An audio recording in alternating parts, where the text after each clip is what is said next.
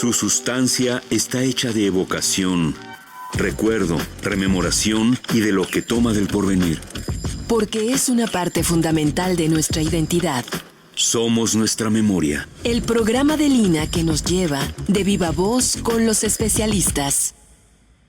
Muy buenos días, esto es Radio INA. La Secretaría de Cultura y el Instituto Nacional de Antropología e Historia los invitan a acompañarnos en la emisión de la serie Somos Nuestra Memoria.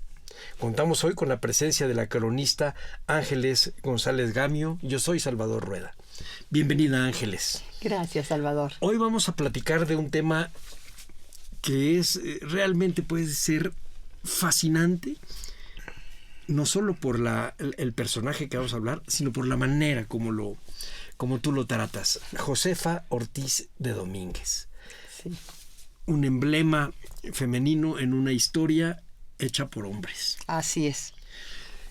Pero quisiera comenzar por el final, Ángeles. Sí. El 2 de marzo de 1829 muere doña Josefa en su casa en la Ciudad de México, Sí. en la calle del Indio Triste. Sí. Vamos a que nos ubiques un poco primero. ¿Cómo era la Ciudad de México en estos primeros años independientes? ¿Por qué se llamaba del Indio Triste? ¿Cómo llega ella para acá? Sí. Y después vamos a comenzar su biografía más tradicional desde su infancia para acá. Perfecto. Bueno, mira, la ciudad es una ciudad muy pequeña. Aparte, bueno, había quedado muy devastada después de todo, ¿no? La guerra de independencia, en fin. Y bueno, Josefa, que aquí me tengo que referir un poquito ¿no? al pasado de ella, que recordemos que después de que se descubre su participación en la conspiración y que no deja de ayudar a los insurgentes, la traen a la Ciudad de México y está presa verdaderamente en 2 conventos. Pasa 5 años en reclusión en conventos, primero en Santa Teresa la Antigua y después en Santa Catalina de Siena. Y bueno, finalmente ya, no sabes, se consolida la independencia, lo que tú quieras, ya la dejan salir finalmente. Para eso, pues don Miguel había tenido que venirse a la Ciudad de México, como sabemos, él era el corregidor de Querétaro, y se tiene que venir a la Ciudad de México para seguir luchando porque liberen a Josefa, porque hay cartas y todo que mandaba él constantemente pidiendo, por favor, que la deja salir, ¿no? Su salud estaba mermada. Finalmente, bueno, entonces cuando ella sale, él ya está en la Ciudad de México, compra esta casa, una casa muy linda que increíblemente todavía existe y está intacta. Nada más que está invadida por changarritos de mercancías así baratas, ya sabes, peinetitas, rímeles y cosas así. En ese entonces se llama la calle del Indio Triste y ahora es la calle del Carmen, cuya continuación es Correo Mayor. Sí. O sea, esta casa está pues a 5 cuadras de Palacio Nacional, 5 o 6 cuadras. Por eso luego platicaremos de las visitas del Victoria a esta casa. Y bueno, compran esta casa muy linda, que como te digo, yo inclusive he estado insistiendo mucho que esa casa se debe de rescatar, porque está el patio exacto, como cuando vivió Josefa, con sus columnas muy bonitas estriadas en el patio.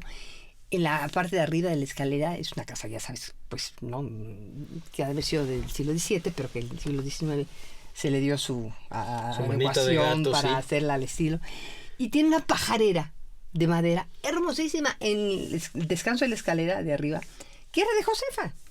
Y actualmente la habita una familia que son los dueños de la casa. Hay que reconocer que la tienen razonablemente cuidada. Bueno, pues por lo menos no han alterado los espacios originales, ¿no? Bueno, pero ahí está esta casa maravillosa. Y bueno, se va a vivir ahí Josefa. Porque aparte, el problema, imagínate tú, de don Miguel, cuando se llevan a Josefa a encerrar a Ciudad de México 5 años, con una bebita recién nacida, porque poco se sabe que cuando sucede el incidente de los famosos taconazos, ella está esperando su 14º hijo. Sí, claro. Imagínate eso. O sea, entonces y aparte don Miguel ya tenía 2 hijas, porque él era viudo. De manera que él se queda con el problemón de quedarse con esa familia gigantesca en Querétaro, doña Josefa aquí. Total, que acaba renunciando a su puesto en Querétaro, se viene a México. Unos hijos se quedan allá, los más grandes ya no quieren regresarse a México porque tienen su vida en Querétaro. O sea, la familia se parte, se divide.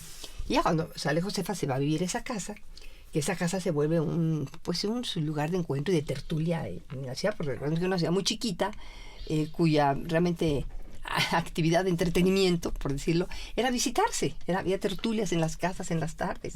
Igual que en las librerías había tertulias de intelectuales y escritores. También en ciertas casas se acostumbraba igual a que en Querétaro. Igual que en Querétaro, claro. Sí. Exactamente. Yo creo que en todo México era un poco eso, ¿no? De manera que ese es, ahí ya te ubiqué en la casa donde estaba. La casa la ponía a visitar, tiene una plaquita afuera. Dice, aquí murió Josefa Ortiz de Domínguez en 1829. Y se metan entre los puestitos tremendos para que vean el patio. Y si pueden, escapense la escalera para que vean la pajarera. Los van a bajar, pero dicen, ay, perdón, ya vine.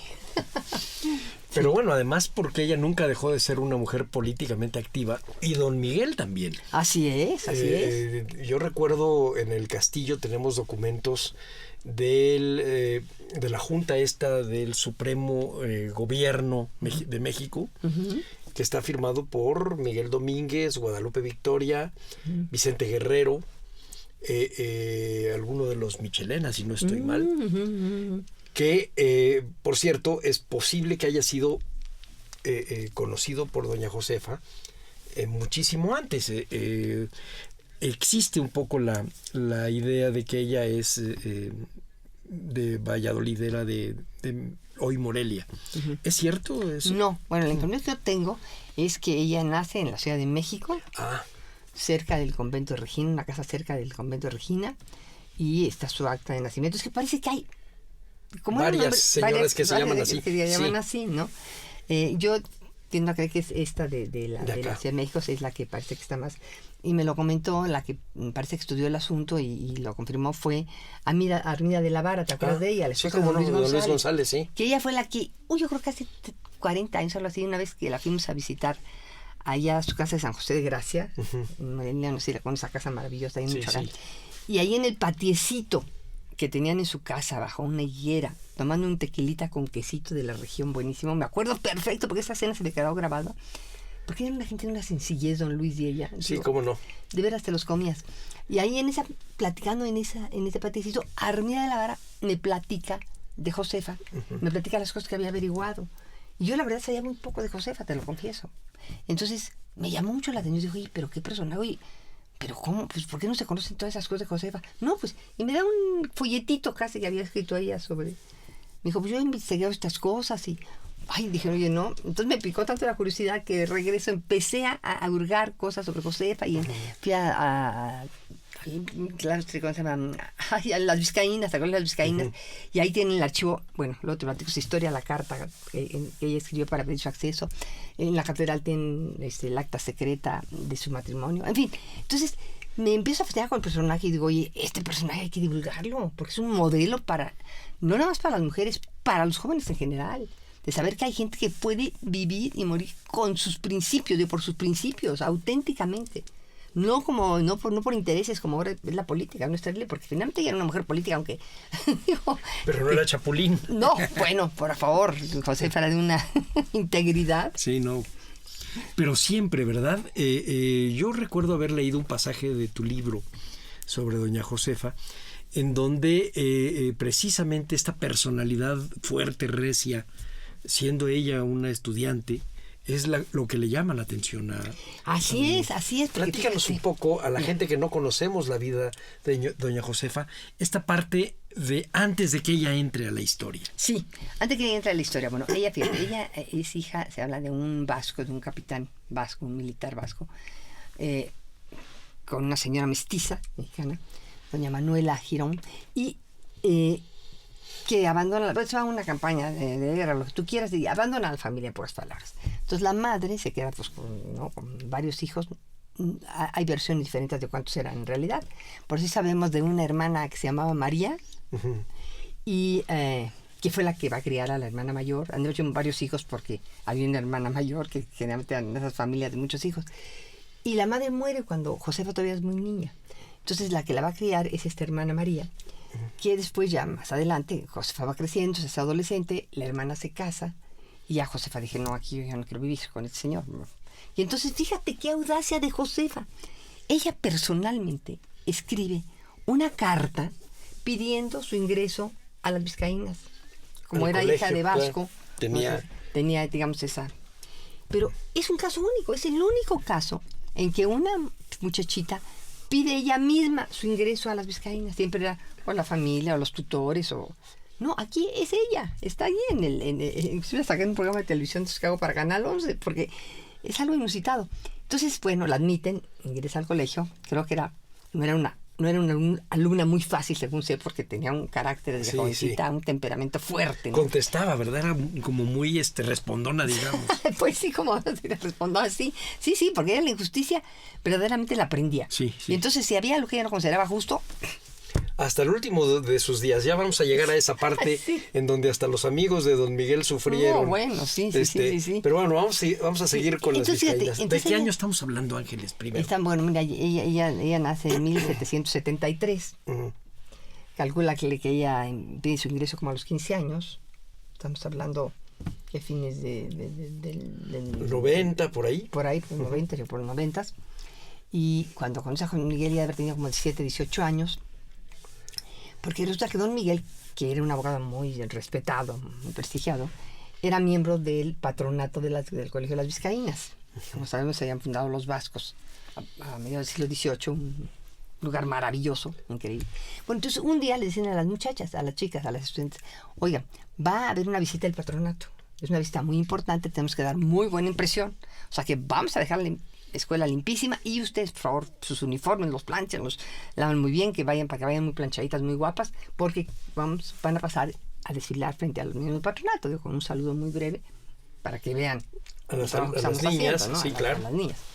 Entonces Josefa muy bien, sigue las instrucciones, pero pues todas las muchachitas, ya sabes, se acercaban con la cabeza agachada así tímidamente, no se atrevían a ver para arriba, ¿no? Muy pudorcitas. Y Josefa es la única que entra con el rostro levantado, viendo de frente a los miembros del patronato, hace su saludo, viendo de frente. Entonces, a don Miguel Domínguez, que era viudo, había enviudado, se había quedado con 2 hijas, le llama la atención la prestancia de esa muchacha, ¿no? Y dice, qué chica tan echada para adelante. Bueno, más que le llama la atención, ¿no? Le super llama la atención. Pero super llama la atención. Es el tipo de gente con la que él decide apostar su vida. Claro, porque la ve. Y fíjate, otra cosa, que ahí eso nos dice, ella era una mujer guapetona, no como la pintan en los libros de historia, que ahí también la misoginia reflejada.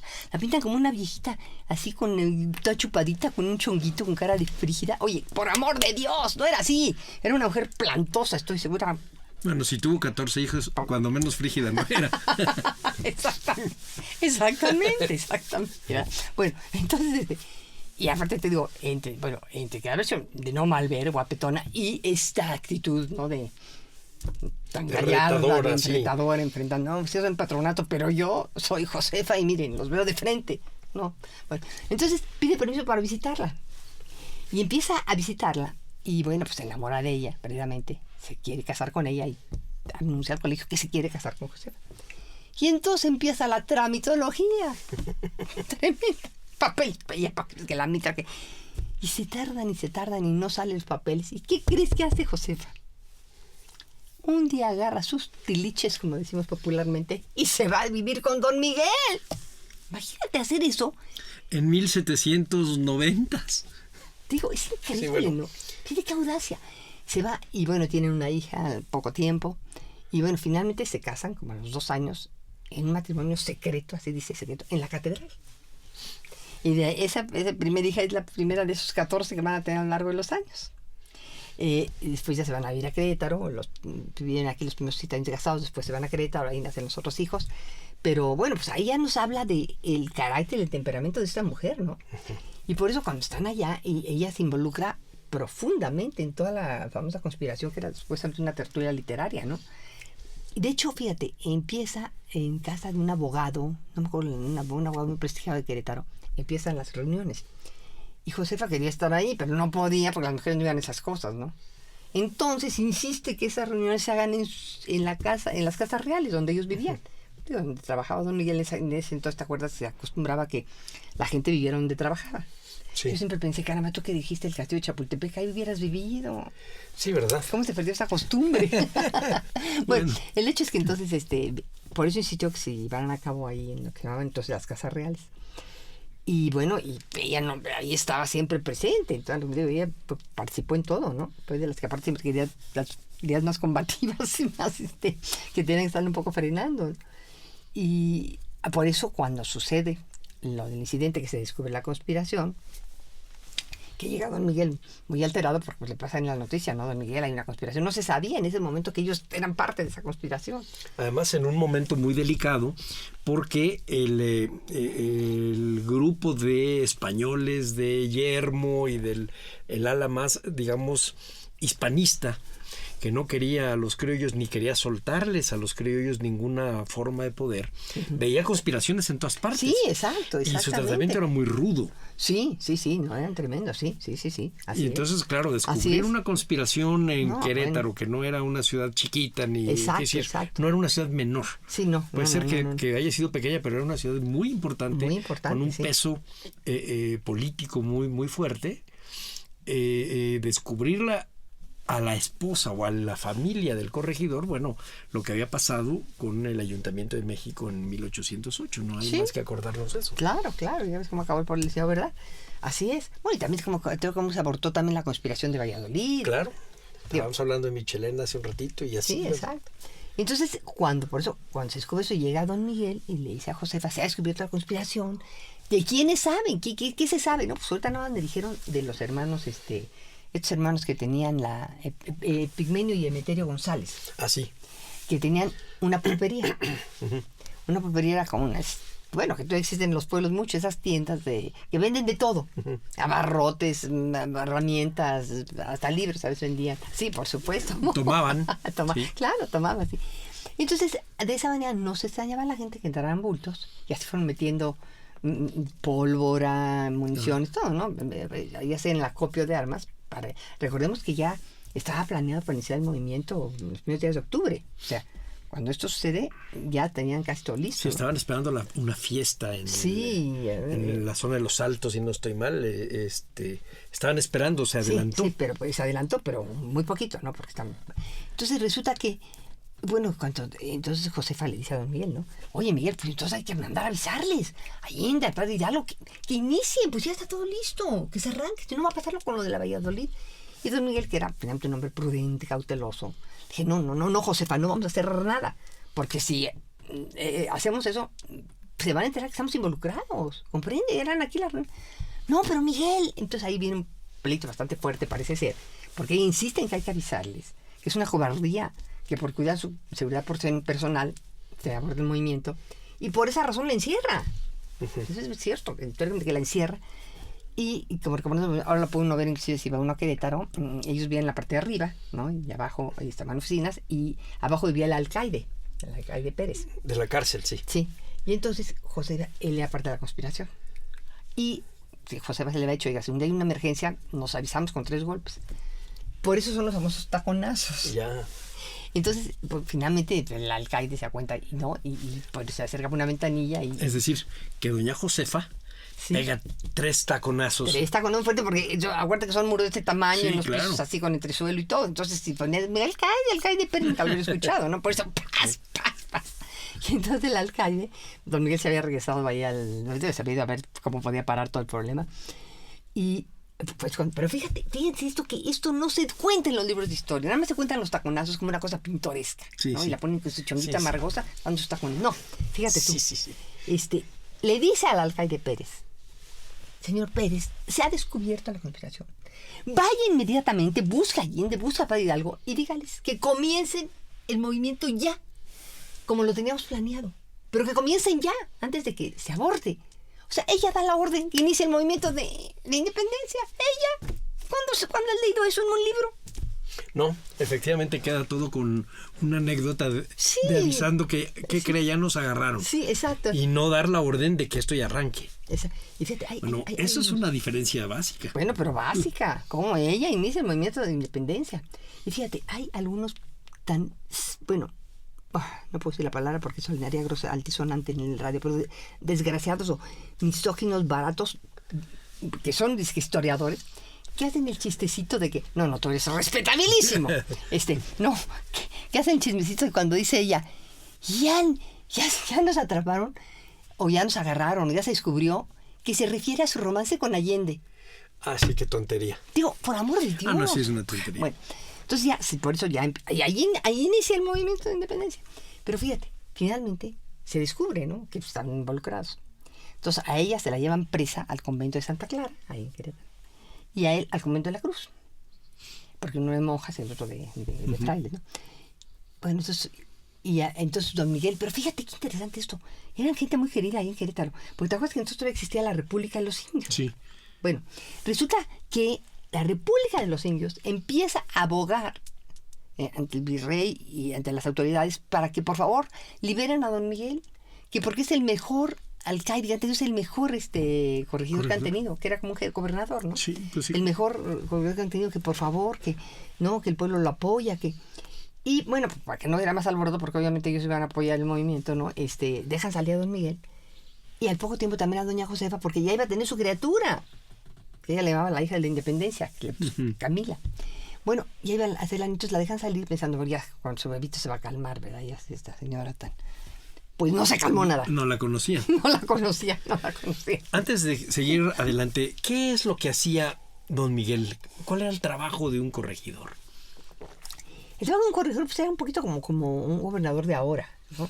Él tenía, un trabajo eminentemente político, porque por un lado él pues era el representante, digamos, del gobierno español, de autoridades, frente tanto a la comunidad española, criollos, en fin, como a la República de los Indios, que había que tener ahí siempre porque eran poderosos la República de los Indios, que recordemos que esta institución surge prácticamente después de la conquista, cuando Cortés, siguiendo el modelo que habían seguido los mexicas, que a todos sus súbditos los dejaban gobernando, siempre y cuando pagaran sus tributos, que estuvieran tranquilitos, ¿no? Y hacían las órdenes de ellos. Así aquí igual, esa que yo creo que era una muy sana institución. ¿Sí? Pues sí, porque fíjate que eran comunidades que podían seguir conservando sus tradiciones, su cultura, sus costumbres, su lengua, nada más con dos condiciones fundamentales, que era acatar, la legislación española, no ir en contra, no hacer cosas que iban en contra, cristianizar, o sea, tener cristianizados a sus indios, a los pueblos, y pagar, eso sí, sus tributos, no sus contribuciones. Pero siempre se requería un balance porque había caciques muy poderosos. De manera que era un trabajo muy político, pero también, como te digo, pues de recaudación, impuestos y vergues, ¿no? Los alcaides y todos, los concejales, todos los que integraban ya las autoridades municipales en cada una de las poblaciones, en fin, ¿no? O sea, era un trabajo muy fino, un trabajo.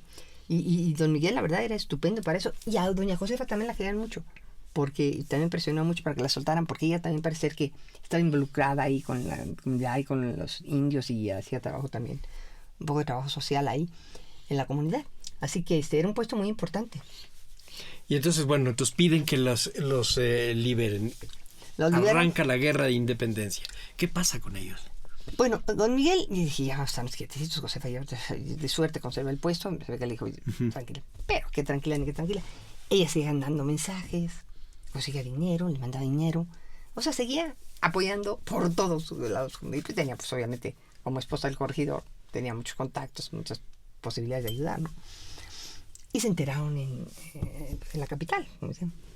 Y entonces mandan un espía que era el famoso canónigo Beristain, que vivió, por cierto, en casa de la Guerra Rodríguez, ese tipo de nefasto. Bueno, Beristain viene con el pretexto, aparte de que va a averiguar qué personas del clero están apoyando el movimiento. Porque el alto clero no lo apoyaba, pero sí, el bajo clero muchísimos. Entonces, pues tenemos al enemigo en casa, vaya a averiguar Beristain. Y de paso, averigüe usted qué pasa con la esposa del corregidor, que dicen que también... No, pues claro que llega y se entera por todos lados que conlleva está. Y entonces manda unas cartas tremendas que están en archivos, en que dice, fue chistosísimo, la esposa del corregidor es una mujer, porque entonces era mujer con G, ¿te acuerdas? Mujer tremenda.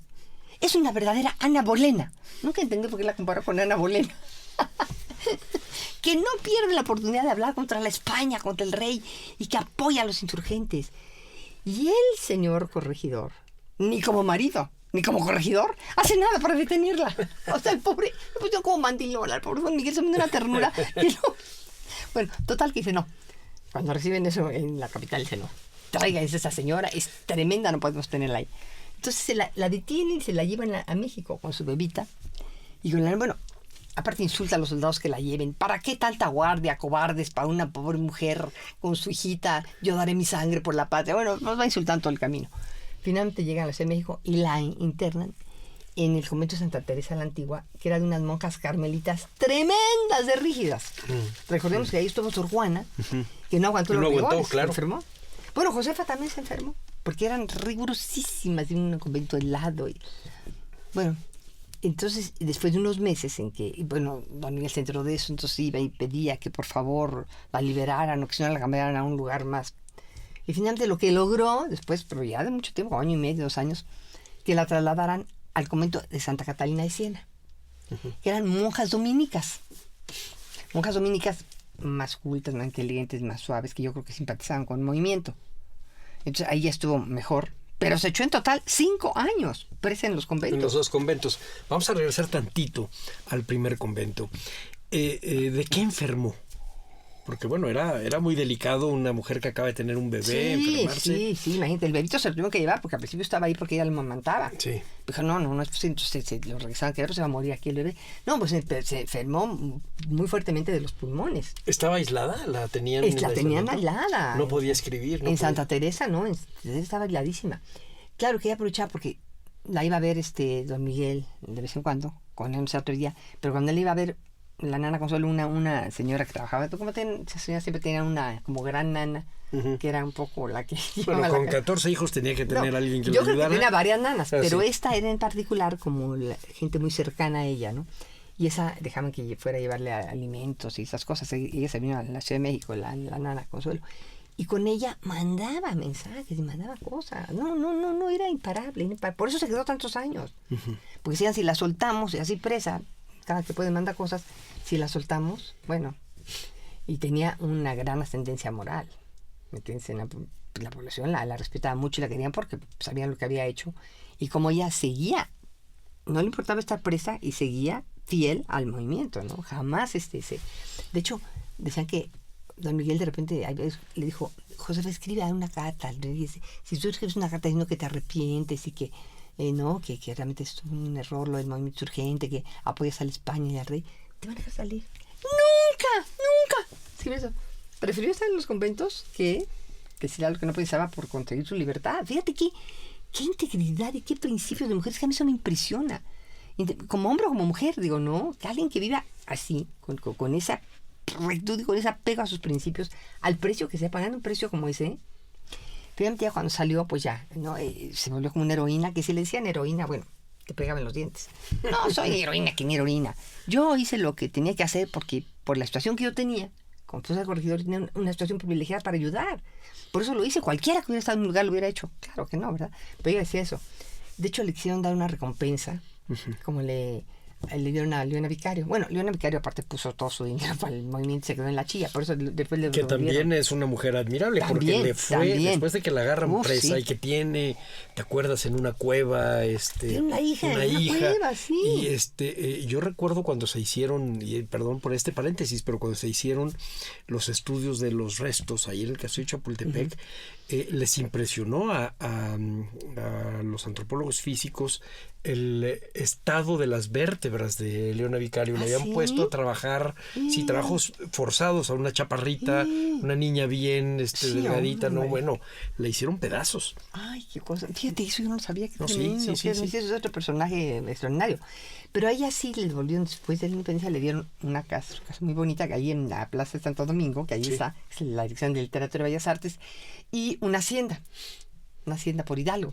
Bueno, y a Josefa le hicieron también, claro, como te decía yo, Leona era una mujer rica que dio su dinero para ahí, se la quitaron, lo que dio y lo demás se lo quitaron. Pero fíjate lo que es la historia. En esa hacienda de Quintana Roo, porque se la dieron al marido, fue donde fue la primera huelga de brazos caídos que hay en la historia de México. No me digas. En 1849. Sí. Terminamos ese paréntesis y vamos a qué regresar. Eso vamos a platicarlo en otro. Sí, oye, sí. Vamos a regresar a doña Josefa. Sí. Se la llevan presa. Los hijos se quedan en Querétaro. El movimiento camina y camina muy rudamente, mucho más violento de lo que se hubieran imaginado. Y ella tiene que ajustarse, pero no se está quieta. Pero don Miguel tampoco. Finalmente termina el movimiento de independencia, ella sale libre. Me acuerdo que por ahí tú platicas en el libro que empieza a apoyar a Miguel, le da muchos dolores de cabeza porque le dice por dónde tiene que no apoya a Iturbide y que sí, y luego no apoya a Guadalupe Victoria. ¿Qué es doña Josefa? Platícanos políticamente qué es. Pues es una mujer, fíjate, que debe ser, si hubiera vivido en estos tiempos, no me imagino, yo creo que si hubiera logrado ser la primera presidenta de México o alguna cosa así, porque de veras era una mujer de un empuje, una batalla. Por ejemplo, estaba empeñada en que don Miguel se hiciera masón. ¿Te acuerdas? Entonces estaban había los escoceses y los yorquinos. Sí. Los escoceses eran donde estaban los liberales, ¿no?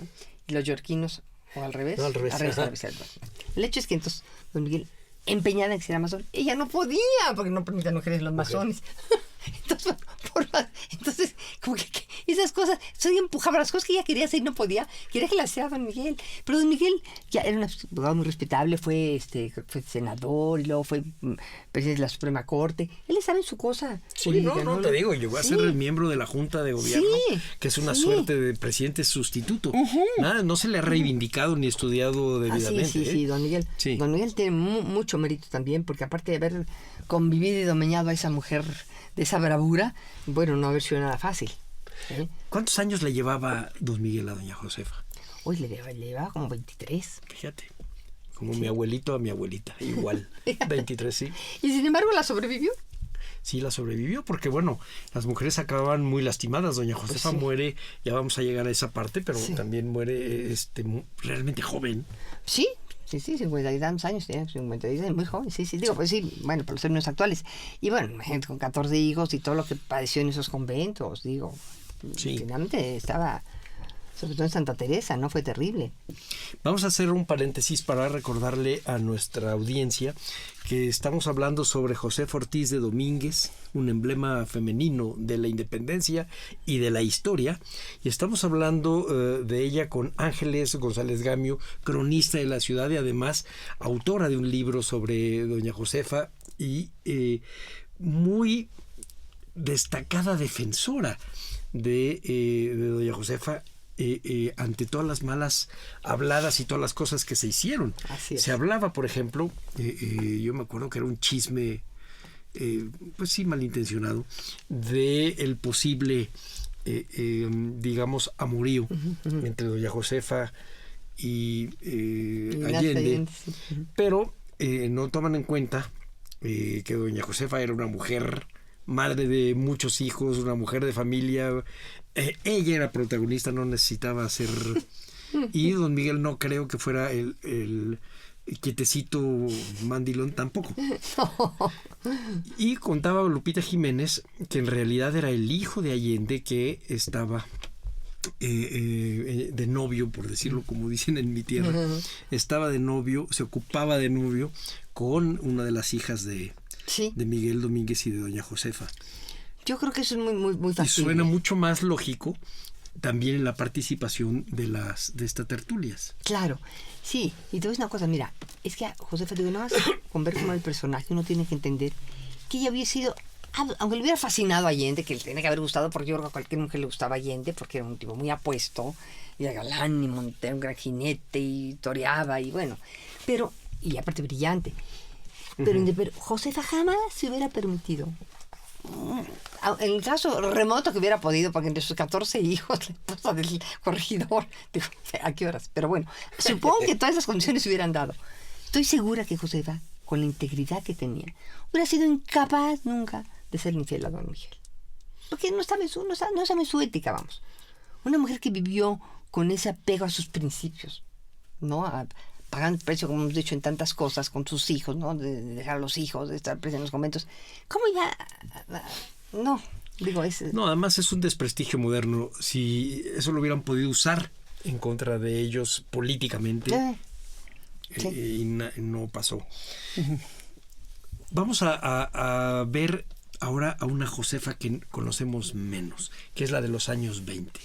Pero también es una Josefa muy activa, según nos cuentas tú, aquí en tu libro. Déjeme decirle al público que Ángeles tiene un libro que se llama Josefa Ortiz de Domínguez. No, se llama Josefa y su independencia. Esta es una edición vieja. Hay una nueva que se llama Josefa y su independencia. Muy bien. De la editorial Miguel Ángel Porrúa. Okay. Es un libro. Que esa se las recomiendo. Realmente es una lectura muy ligera, pero al mismo tiempo entretenida, y aprende unos horrores. Sí, porque todo lo que digo ahí son datos históricos, ¿eh? Sí. La única cosa novelada es que tú vayas a entrevistarla. Ah, sí. Pero finalmente eso es lo que hace un historiador. Le hace preguntas a lo que nos queda del pasado, a los personajes del pasado. Y en este libro tú platicas de una manera muy sabrosa. Cuando sale de los conventos la acusan de traición. Ahí es a donde Miguel tiene que moverse, porque una acusación de traición no es cualquier cosa. Claro. Los desterraban. Los mandaban a España. Sí. O podía ser, si era hombre, pasado por las armas. Ella sale de esas. ¿Qué pasa con ella y su familia? No, bueno, pues ya cuando sale, que ya se había logrado la independencia, pues como te decía yo, se vuelve como una heroína, una mujer, ella y don Miguel. Los dos son muy queridos, muy respetados ya en la nueva sociedad, digamos, ¿no? Ya post-independencia. Y se van a vivir a esta casa que te digo, bueno, ya vivía don Miguel. Cuando ella sale, se va a esa casa que está ahí en la calle del Carmen, antes calle del Indio Triste. Y viven ahí, y resulta que en su casa, aparte viven varios de los hijos, o sea, es una casa que, digamos, hay mucha tertulia, muy buen ambiente. Y la gente, uno de los que asiduos a visitar la casa en las tardes es el presidente Guadalupe Victoria, nuestro primer presidente, que vivía en Palacio Nacional. Entonces muchas veces ya cuando terminaba de trabajar, a las 5 o 6 de la tarde, agarraba su sombrerito y se iba caminando, porque estaba a 5 cuadras, a la casa de los Domínguez, a tomarse su jerecito y platicar ahí en la tertulia, en fin, seguramente alguien tocaría el piano de repente, alguien declamaría, y eso tocarían esas tertulias, ¿no? Y bueno, resulta que, un año antes de que ella muera, en 1928, tú recordarás que se da el famoso motín de la Acordada, ¿no? Estas diferencias entre Guerrero y Iturbide, y que querían, ¿te acuerdas? Pederas, en fin. Ese debe haber sido cuando Guerrero y Iturbide están peleando por, claro, una postura política, cada uno para ser emperador, y el otro no quería exactamente un imperio. Viene el motín de la Acordada y viene un desastre para la ciudad. Una cosa de las que pasó tremendas fue que tú recordarás que en el Zócalo había un gran mercado, el mercado del Parián, que era un mercado enorme donde se vendía de todo, pero estaban ahí las tiendas de los españoles ricos, claro, que vendían sobre todo todas las mercancías que venían cada año en la famosa flota que se conocía como la nao de China. Entonces venían todas esas maravillas de Oriente, ¿no? Las sedas, las lacas, los perfumes, las especias, todas esas perlas, en fin. Y bueno, ya sabemos el antihispanismo que se desató después de la independencia, ¿no? Los gachupines, ¿no? Como en 1827, 28, por ahí en esos mismos años es cuando expulsan a los españoles. Sí, bueno, a raíz, después de esto, después del motín de la Acordada, es cuando expulsan a los españoles.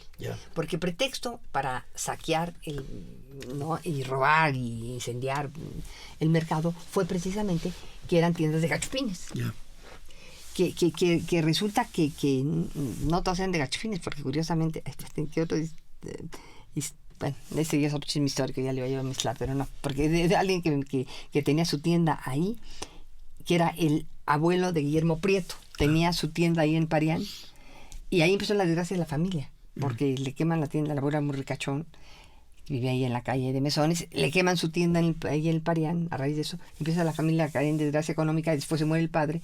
Es cuando ya te acuerdas que Guillermo Prieto se tiene que ir a vivir con unas viejitas cuyo padre había sido sirviente de la vampira de la razón. Bueno, pero fíjate, curioso, porque pero era uno de los que tenía tienda ahí en el Parián. El hecho es que ahí se saqueó en Parián, y eso indignó a doña Josefa y a don Miguel también. Les pareció muy mal que hubieran permitido que se diera una cosa así, ¿no?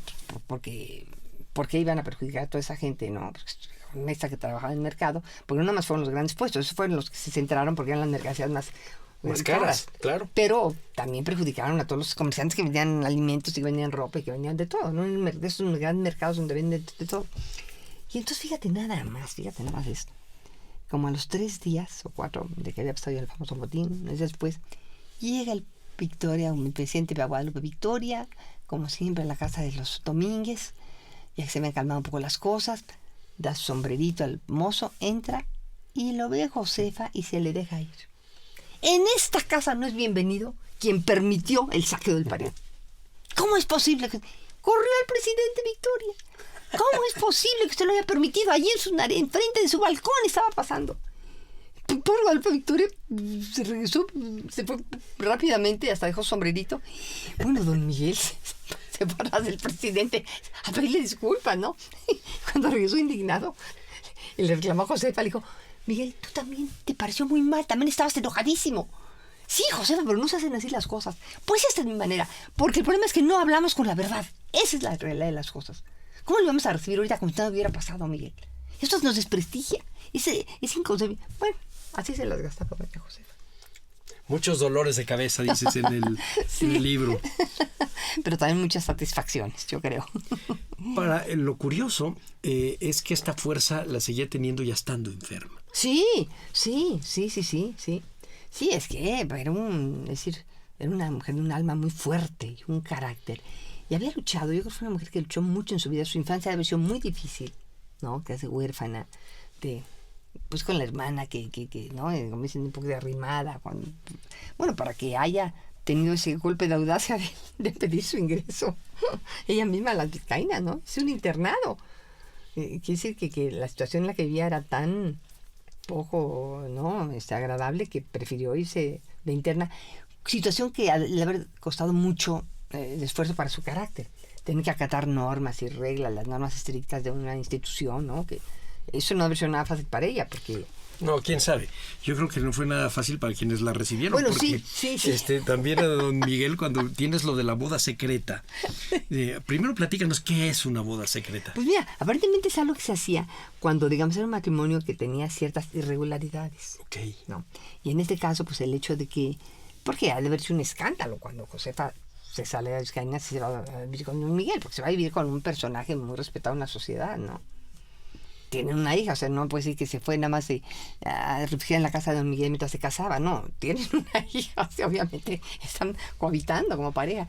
Y entonces el hecho de hacer una ceremonia como pública, normal, como si fuera una pareja, un viudo con una muchacha joven, una señorita, pues como que era una cosa que no se veía, digo, no se acostumbraba en la iglesia, no les gustaba mucho santificar una unión así. Exactamente, porque amancebados seguramente había montones, sí. Pero santificarla efectivamente no. Exacto, entonces por eso le daban ese calificativo de secreto, de que era un matrimonio, digamos, con toda discreción. Sí. Pero se casaron. Y entonces respiraron hondo la gente del colegio de Vizcaínas, el patronato. Sí, porque sí parece, según me dijeron ahí, que en los récords que llevan de las niñas, que Josefa siempre sí, no era una muchachita fácil, que no, él sí les dio dolores de cabeza en el colegio. Y cuentas tú una anécdota que a mí realmente me gustó mucho. Al final de su vida, ya estando ella muy enferma, todavía cuando le alega lo de Guadalupe Victoria, etcétera, todavía le alega más cosas y le dice: te he dado muchos dolores de cabeza, pero todavía te faltan algunos. Y ya la señora está por morirse, tenía 61 años aproximadamente, si tomamos en cuenta digamos las dudas que hay con los papeles de su nacimiento, pero muere siendo una mujer todavía muy fuerte, enferma en los pulmones, decías Sí, sé que cuando fue en Santa Teresa Antigua se enfermó en los pulmones y por esa razón la dejaron salir. Porque pensaban, pues va a morir aquí, entonces qué tremendo, ¿no? Va a entrar de heroína antes de tiempo. No querían, seguramente, ¿no? Bueno, seguía siendo la esposa del corregidor, por más que se quisiera. Claro. Sí, y yo creo que eso le dejó dañados los pulmones siempre, a ver que había muy debilitada, pero como te digo, el carácter no se le menguaba, se le menguaba con todos sus males. Y bueno, pues muchas complicaciones. Recordemos que en esos tiempos la gente, sí, fue una cosa muy inusitada que vivieran tanto, que viviera tanto tiempo. Ahora, don Miguel, no, yo estoy diciendo mal, 23 años no le da 23 años, le daba como 15, porque esa cuenta la sacamos primero porque se decía eso en algunos libros de historia que le llevaba como 23 años, pero un día sacamos ya la cuenta bien, ahí precisamente en las vizcaínas con las del archivo, dijimos, no, debe de haber llevado como 15 años a Josefa. Que ya no era tan antinatural. No, exactamente, sí, no era tan antinatural, sí. Y él todavía le sobrevive Él sobrevive varios todavía, años. sí, todavía le sobrevive algunos años, sí. O sea que para cuando ella muere, él podría tener ya unos 75. Él sí muere viejo. Él sí muere viejo. Ahora, el chiste es que la iconografía lo ha convertido en viejo cuando era joven. Sí, sí. Los retratos que hay de Don Miguel siempre es un viejito. Sí. Pero también, como dijiste tú hace un rato, doña Josefa siempre es una mujer de un chonguito un poco extraño. Sí. Sí, sí. Te da casi miedo. Oscar, una cara enojada, una nariz como ganchuda, su chonguito, ay no. Y luego con una curiosidad. Las monedas de 5 centavos de antes, para la gente que es muy joven, las de 5 centavos tenían el perfil de doña Josefa en la parte del anverso. Pero curiosamente el retrato es una mezcla del retrato de doña Josefa con el de Leona Vicario. Sí, ¿verdad? Claro. Fíjate que se las confunden mucho. Solo le hicieron la nariz más larga para que se pareciera a doña Josefa.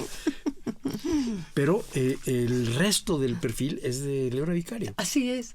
Aunque Leona Vicario, fíjate, era gordita. ¿Por eso? Sí, cierto. Y aquí está. Sí, y aquí sí, que le llamaban Josefitas, ¿te acuerdas? Sí, ¿cómo no? Esas moneditas. Eran Josefitas. Quiere decir que a los que no me hace radio, pues ya como verán, somos medio bajolotones aquí, el historiador y yo, porque nos acordamos de las Josefitas. Estoy segura que todos los jóvenes que están aquí, ¿no? Y además nos acordamos que valían. Sí, exacto, sí. Oye, por el castillo, tú que dirigiste el castillo, hay un retrato de doña Josefa muy guapetona. ¿Cómo no? Bueno, el que tenemos no es muy guapetona. Bueno, pero junto a cómo la pintan. Sí, seguramente ya era una mujer quizá de unos 50 años. Es muy posible que haya sido un retrato ya de cuando la están heroificando. Efectivamente, ella entra a la historia porque ganan los insurgentes. Sí, si claro. no, hubiera quedado como una pobre mujer ahí recluida en un convento. Ella entra en la historia porque ganan la gente que ella apoyó durante estos 10 años. Sí, exacto, sí. Y tengo idea de que de esa época es este retrato, que ya sería hacia 1823. Es decir, 13 años después de los taconazos. Sí, claro. Entonces estamos hablando de una mujer de 50 años. Sí. Más o menos, por ahí. Sí, una mujer madurona. Pero de no mal ver, ¿no? Pues no. Seguramente no era de mal ver. No sé. No, es que yo quiero también defenderse de la pobre Josefa porque, oye, hay esa cultura que es muy buena, la verdad, de Contreras, que está en la Plaza de Santo Domingo. Sí. Oye, pero le ves la cara, no, dices, esa mujer no puede haber tenido 14 hijos, porque esa mujer es mirriada. Sí. Sí, no. Y el sur es muy buena, pero digo, no, esa está muy buena, pero no es Josefa.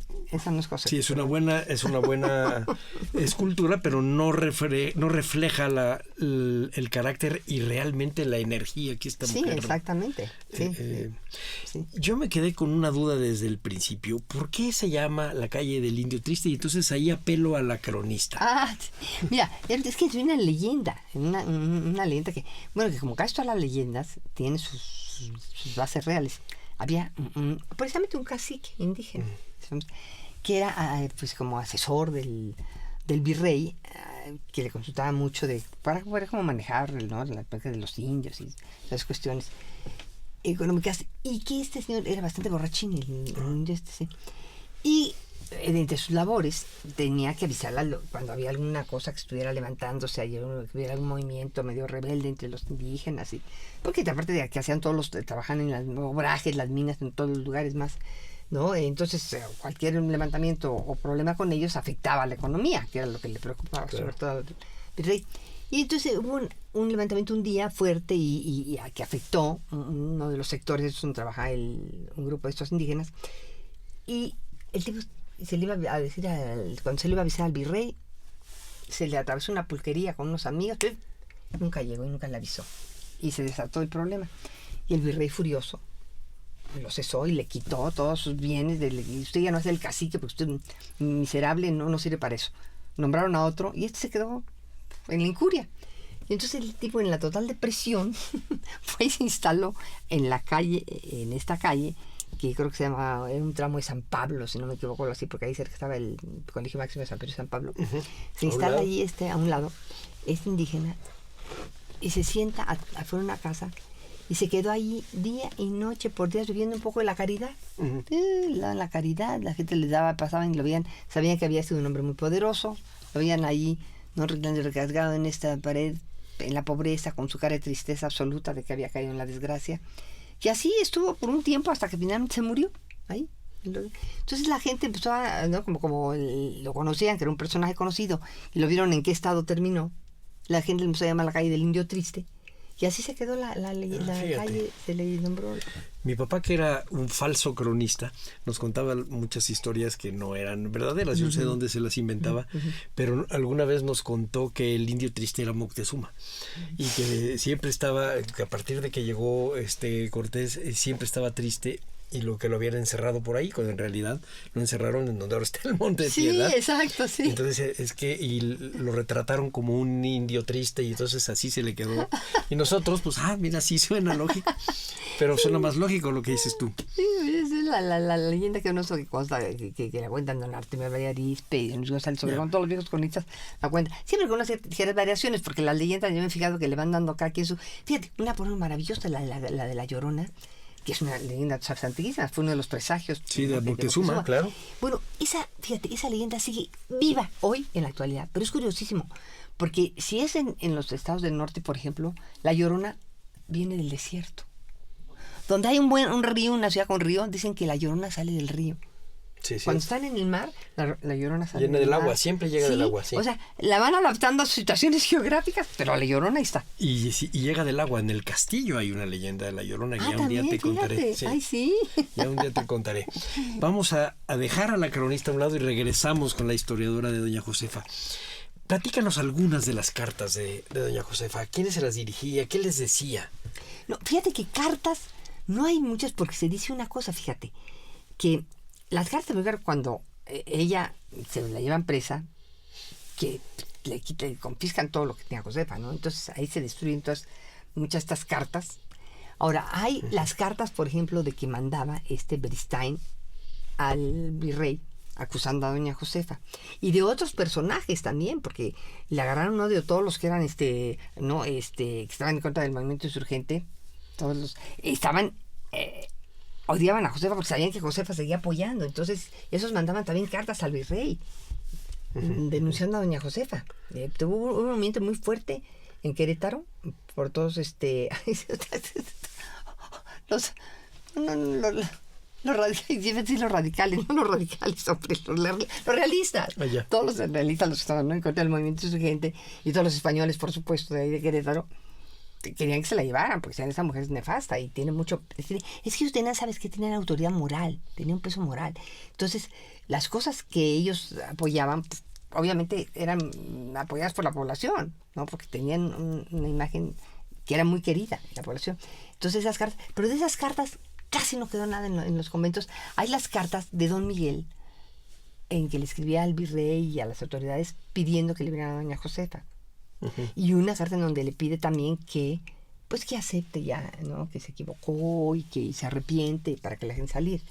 Pero las cosas que ella contestó, no sé si las destruyó algún enemigo de Josefa o algo, pero esas no hemos podido encontrar casi, fíjate, no hemos podido encontrar. Está lo que te digo, pues la única así de su propia letra es la que está en el Colegio de las Vizcaínas. Pero porque aparte, fíjate, se dice, y por esa versión, que es una cosa estúpida, se decía que doña Josefa no sabía escribir ni leer, que por eso mandaba los mensajes con letras que recortaba de los periódicos pegadas. Que eso es mucho más difícil que escribir, ¿verdad? Claro. Imagínate, pues.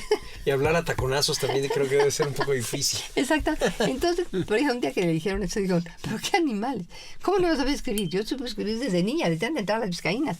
Y era para que no descubrieran mi letra, porque sí, la letra es muy distintiva. Entonces, para que no descubrieran su letra, cuando mandaban mensajes, los mandaban así, con letras cortadas o cosas así. Pero era por esa razón. Entonces, a lo mejor hay mensajes ahí, pero que no sabemos que son de ella. Que van así, claro. Digamos, sí. Porque... ¿Y en qué repositorios has encontrado tú la documentación sobre doña Josefa? Mira, básicamente, en los archivos de catedral, es que hay muy poco, fíjate que sobre en concreto hay muy poco. fueron en unos archivos que yo no sé si todavía existan, que estaban en el Palacio del Ayuntamiento, que creo que los cambiaron hace muchos años, porque entonces este primer trabajo lo hice hace muchos años, y yo empecé con esta curiosidad hace años, que estaban, ¿te acuerdas? Había un archivo ahí en el Palacio Antiguo del Ayuntamiento, que después cuando Andrés López Obrador decide trasladarse ahí, lo sacan de ahí.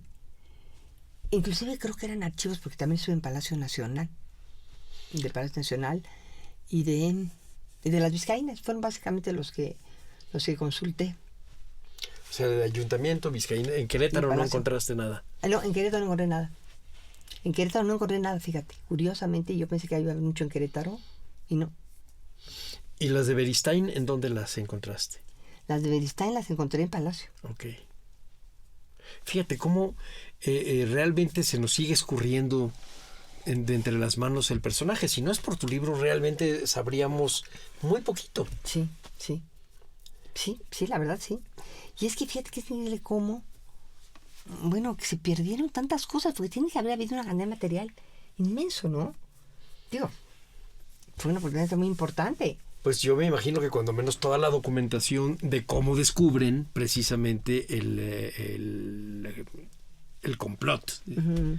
Y es que claro, que en esos momentos yo creo que entre el caos y lo que menos quieres es que esto se conozca y se sepa, porque, ¿no? Tú como, ¿no? Los bando contrario, los realistas, yo creo que quieren desaparecer todo lo que puedan de esos personajes para que no aparezcan en la historia, ni se sepan las cosas que hicieron, ¿no? Pero no los españoles. Los españoles, decía en Aipol, tienen memoria larga. Es decir, todavía te la cobran muchos años después. No, yo creo que La Conjura debió haber sido muy documentada y efectivamente habría que ver dónde estará esa... ¿Sabes también dónde busqué? Y que tampoco no encontré prácticamente nada, porque hay muchas cosas como documentos oficiales, pero que no te dicen nada del personaje, ¿no? En el archivo del antiguo ayuntamiento, ahí en Chile. Sí. Uh-huh. Yo pensaba que en ese, sí. En el del ayuntamiento. Sí. No, es que hubo antes un pequeño archivo también que estaba ahí en el edificio antiguo del gobierno de la ciudad, digamos. Ahí hubo también uno que estuve también ahí. Sí, pero fíjate que sí, habría que poner una pesquisa, pues no sé, algún día surgirán, yo me imagino, documentos inéditos en algún lugar. ¿No? Sí. Ya ves cómo a lo largo de los siglos aparecieron, bueno, hasta fíjate, yo no sé si inclusive yo nunca he ido, pero en los archivos de Sevilla, que se han encontrado cosas. Bueno, ahí se encontró otra cosa, el famoso texto maravilloso de Cervantes de Salazar. Sí. Sus diálogos. XVI. Y eso se encuentra en el siglo XIX. García Balseta, sí. Sí. Y ahora acaba de publicar la doctora Begoña Caban de España, nos publicamos aquí, las cartas del virrey de Venegas y de... el que le siguió. ¿Quién sigue después de Venegas? Bueno, unas cartas muy interesantes sobre la muerte de Mina y de Pedro Moreno. No me digas. Sí, no, tremendas. Y las encontró ella en España, en Bilbao, con una familia descendiente de... Fíjate. No te digo qué cosas van a salir, digo... Ay, por Pedro Moreno me conmueve tanto. Se supone que yo tengo un lejano parentesco con Pedro Moreno, porque mi abuelo era de Lagos de Moreno. El que decían que perdió la cabeza por defender el sombrero. ¿Te acuerdas? Sí, decían eso, sí. Porque por el cerro del sombrero, ¿no? Que, fíjate, ahí hay otro personaje femenino, bárbaro, Rita Moreno, la esposa de Pedro Moreno. Que esa, cuando toman el sombrero, ¿no? Los realistas, y que salen huyendo, se va Pedro Moreno y todos los hombres, y se queda allí. Llevaban ahí 2 años, ¿te acuerdas? Apercherados en el cerro del sombrero. Y la detienen a ella, se la llevan a ella presa, con una criatura de 2 años, uno de 4 y embarazada. Ya les habían matado un hijo. Se la llevan así, pero aparte por un periplo larguísimo, pasa muy a Pato, pasa por no sé cuántos lugares, se le van muriendo los hijos en el camino. Y el último lo pierde, lo aborta, se le sale de la pena, cuando se entera que finalmente atrapan a Pedro Moreno y le cortan la cabeza y la clavan en una estaca junto al río de Lagos, como ejemplo de lo que le pasa a los que se oponen. Sí. Digo. No, bueno, yo pienso que sí habría que rescatar a todos estos personajes femeninos que son de un carácter muy fuerte y que finalmente van cimentando la idea de una historia de México en donde no hay mujeres. Sí. O sea, ellas mismas se quedan a un lado cuando realmente no es una historia masculina. Hay muchas cosas que ellas son las que lo empujan. Ahora lo acabas tú de decir, por ejemplo, con doña Josefa, realmente pareciera que el motor de no solo de la conspiración, sino del levantamiento, fue finalmente ella. Pues sí. Es decir, la falta de decisión de don Miguel acaba siendo ella la que es la chispa. Sí, oye, fíjate la audacia, vaya y avísale, dígale, comiencen ya. Comiencen porque, no, hombre, bueno, pues eso tenía que ser ella. En lugar, fíjate, en la Columna de la Independencia, la que debía de estar con la bandera a día adelante, la escultura debía ser Josefa, que es la que da la orden. Ella da la orden. ¿Sí? Y Calleja es el que estaba yo diciendo. Calleja. Las cartas de Calleja son tremendas. Tremendas, además de una rudeza, tremendas. Crueldades y muy rudas. Muy de un militar que no tienen ni siquiera un poquito de esta cosa que nos heredan los griegos y luego los cristianos, que se llama piedad. No tienen la menor. Qué cosa, oye. El sentido de la piedad no existe. Sí, entonces pensemos la fuerza que tienen que tener estas mujeres para tener que enfrentar y sobrevivir las conductas en una guerra brutal, en un país en donde no había habido una guerra y que se vuelve una cosa tremenda, se vuelve una guerra civil. Hay ríos de sangre. Así es. Fíjate que, por ejemplo, que de los hijos de Josefa, creo que algunos, por ejemplo, estaban ya se molestaron con su mamá, como decían, oye, mamá, ya no andes grillando. Yo creo que, en el lenguaje de actual, ¿verdad? Sí. No usaste el lenguaje, pero mamá, ya desbarataste la familia, ¿entiendes? Primero le hablaban de usted, ya no grille usted, mamá. Sí, ya no grille usted, por favor, señora madre, porque ya nos está complicando mucho la vida. Y hizo que mi papá perdiera su puesto muy bueno que tenía en Querétaro, ¿verdad? Sí. Vamos a terminar el programa, Ángeles, se nos fue rapidísimo. Recomiéndanos qué debemos leer. Empezamos por tu libro, pero en la edición moderna. Sí, bueno, moderna por la pasta, porque la primera que escribí sobre Josefa, que se llama Charlas de Café con Josefa Ortiz de Domínguez, es una colección que mandó a hacer por el Bicentenario, creo que con la Culta, no me acuerdo, son varios, o Planeta, no me acuerdo, pero el hecho es que nos invitaron a diferentes escritores, cronistas, historiadores, a que platicáramos con Grijalvo, a que platicáramos con un personaje histórico, el que nosotros escogiéramos. Yo ya había escrito lo primero que yo escribí sobre Josefa fue una obra de teatro, que la escribí para que interpretara en los colegios, porque aparte tiene 14 personajes, entonces para todos los estudiantes de secundaria o de prepa que la interpreten, para que conocieran al personaje, y con sus escenas de tensión y de emoción, y encontré unas coplas de la época, y entonces hay escenas de taberna, como son aquí en la novela también, en que hay un guitarrista que cantaba las coplas en una taberna, donde se comenta lo que el pueblo comenta de lo que estaba pasando, ¿no? Bueno, y entonces se hace esta colección, que eran 20, digamos, héroes y heroínas de la independencia, entrevistados por 20 historiadores o cronistas o X. Y años después, se agotó esta colección. Y entonces Miguel Ángel Porrúa me dijo, oye, ¿por qué no reeditamos tu Josefa? Porque es un personaje, y él estaba sacando unos personajes históricos. Dijo, es un personaje pues que hay que... había leído el y le gustó mucho, me dijo, hay que reivindicar esos personajes. Y así sale este otro librito, que es el que ahorita acaban de reeditar, sacar la segunda impresión, que es de Miguel Ángel Porrúa, que se llama, y ya lo titula como la obra de teatro, Josefa y su independencia, porque tiene un doble juego, ¿no? Es la independencia nacional, pero también la independencia de Josefa, que ella finalmente se mantiene firme y logra, ser una mujer que tiene su propio, digamos, objetivo en la vida, y lo logra independiente del marido y de todo. Mucha gente cree que era por don Miguel, no, más bien don Miguel yo creo que se vio forzado en muchas cosas por doña Josefa. Porque era un abogado, él muy serio, muy brillante, él un gran... Bueno, fíjate un mito que te cuento, que don Miguel fue de los que logró que se mantuviera vivo el Colegio San Ildefonso cuando corren a los jesuitas.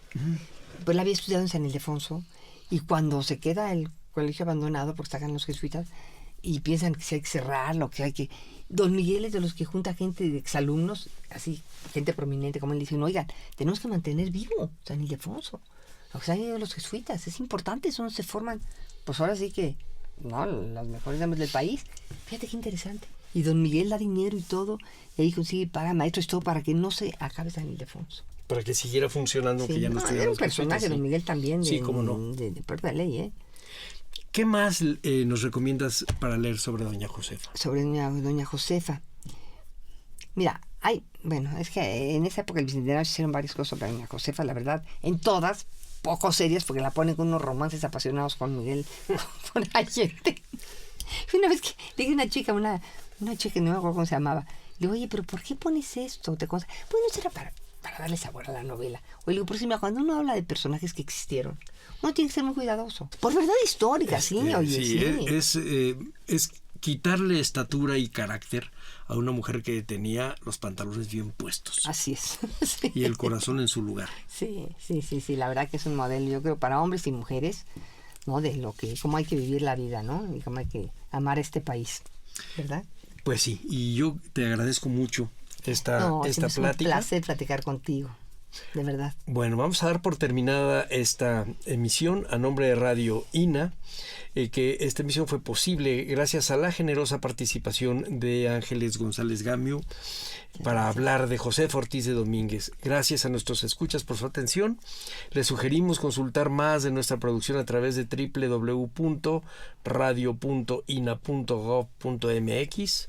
En la realización, la Dirección de Medios de Comunicación a través de la Subdirección de Radio INA, con Gabriela Marentes al frente.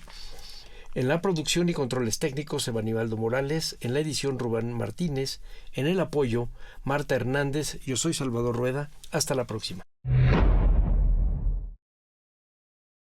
Las opiniones y comentarios aquí expresados son de entera responsabilidad de quienes proporcionan la información y no representan necesariamente las opiniones de Radio INA ni comprometen el pensamiento editorial del Instituto Nacional de Antropología e Historia.